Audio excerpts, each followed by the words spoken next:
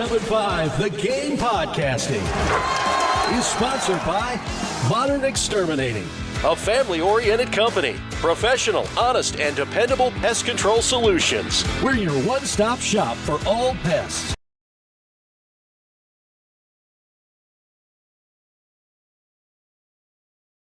Somebody might have given up the big secret, maybe the worst kept secret at SEC spring meetings in Destin.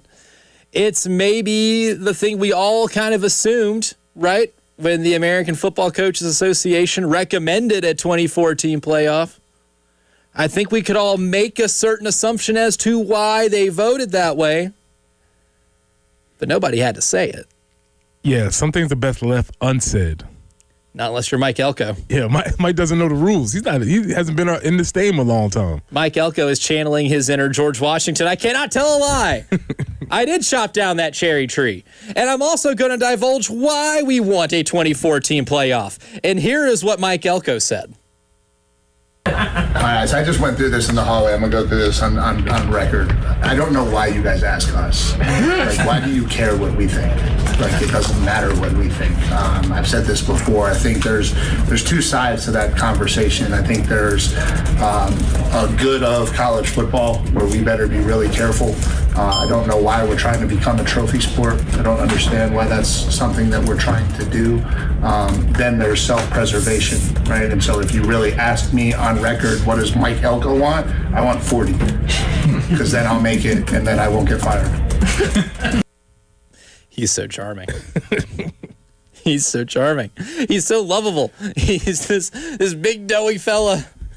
Everybody's got a relative that looks just like Mike Elko. I like Mike. And it's funny. And Mike Elko's that guy. Mm-hmm.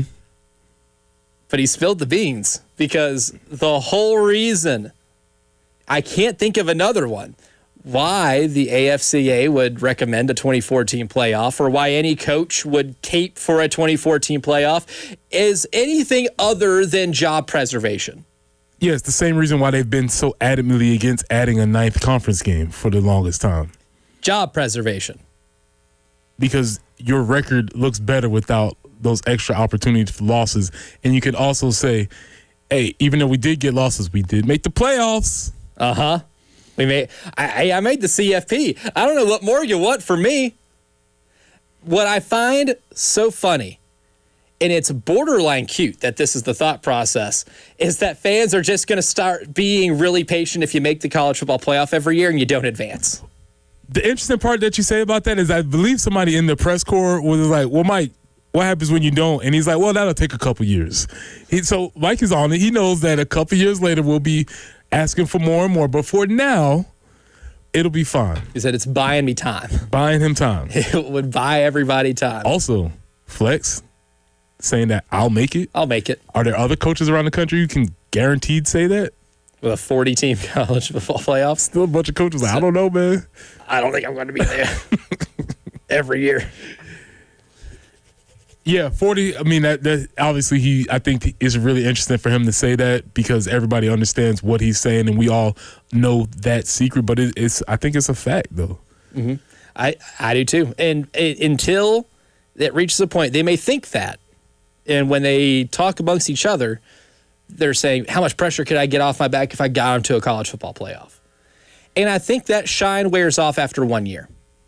Because there is a novelty of making the college football playoff, right? Of getting to watch your team play in a game in which, the CFP logo is painted on the field. You are a part of this event. You are playing what you would consider really meaningful football. But just like in the NFL too, why is Mike Tomlin not the coach of the Pittsburgh Steelers anymore? Because getting to the playoffs isn't enough in Pittsburgh. And I think that'd be that same way anywhere else. Yeah, it's the Pittsburgh Steelers. And yes, they, for a while, had the most Super Bowls in the NFL. And yes, they fancy themselves as a beacon of consistency in, continuity in their franchise. But if a team I don't know, let's just use an example of the Carolina Panthers. If they got good enough to where they're in the playoffs every year, but they're always losing that first game, you have a year where maybe you are 11-6 and you're winning the division, or you're making the wild card at 10-7. Is making the playoff just good enough? After 2 or 3 early exits, fans are going to start demanding that you make that next step. Yeah, there's one glaring example in college football today that can speak to this. His name is James Franklin. Yeah. James Franklin got bounced because he never took that next step. In a 2014 playoff, yeah, James Franklin's there every year, except for last year.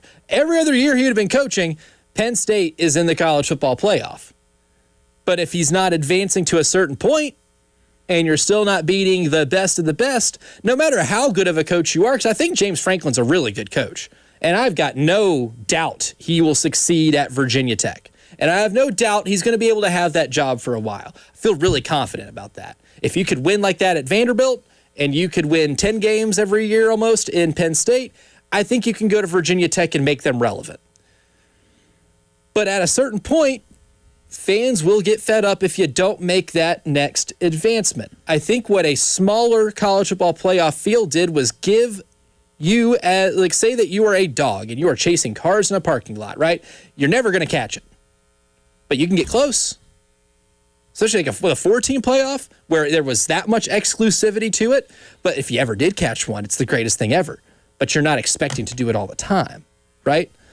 It's one of those things where if you keep going, then you will eventually get bored with just going. Mm-hmm. It's human nature to just want more after you've experienced something similar year after year after year if you're able to do that. Mm-hmm. And he knows that, and he knows what all the other coaches think they know is that being able to secure that title, that hang that banner, put that on their resume, that would buy them some time as far as, hey guys, look, we're doing everything's going great around here, right? Right? And then they're going to say that we want more, right? Mike Elko specifically, take his position, for example. Let's say A&M has another really good year. A&M was awesome last year. They went into the last game of the regular season, undefeated, top 3 team in the country. Dream season for Texas A&M.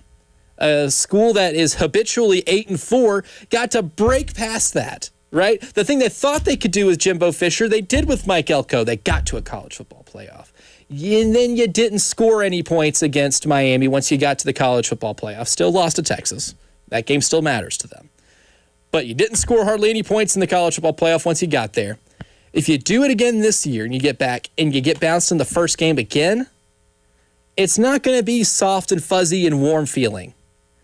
Then there's going to be some anxiety, especially with how much money A&M invests. That's why they were so willing to pay a massive buyout to let Jimbo Fisher go, because that's way too much money for mediocrity. The levels of money they're paying for coaches, for players, for resources, and all of this is adequate to expectation of winning a championship. And Mike Elko might end up being a casualty of those expectations, even if he makes it every year. On expectations that you set. Yeah. And so for Mike Elko, it's a funny clip. He's a funny guy. And would be cool to see him win one day. But even in a 2014 playoff, I don't think that changes things like patience.